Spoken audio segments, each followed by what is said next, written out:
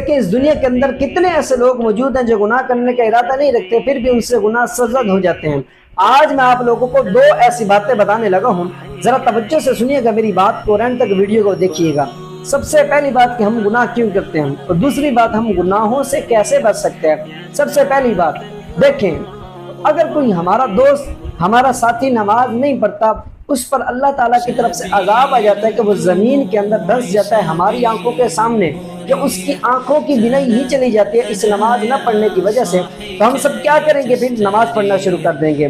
اور اگر کوئی شخص ہاتھ سے برائی کے کام کرتے ہیں، اس پر بھی اللہ تعالیٰ کی طرف سے عذاب آ جاتا ہے، اس کا ہاتھ جو ہے وہ فالج میں مبتلا ہو جاتا ہے، اس کا ہاتھ کاٹ دیا جاتا ہے، تو ہم سب کیا کریں گے؟ پھر ہاتھ کی برائی کو بھی چھوڑ دیں گے۔ اور دوسرا پوائنٹ جو ہے وہ بڑا آسان سا ہے، میں آپ کو ایک آسان سی مثال سے سمجھاتا ہوں، ذرا توجہ سے سنیے گا۔ بس ایک موم بتی نے اس پر آگ کو جلایا، اس پر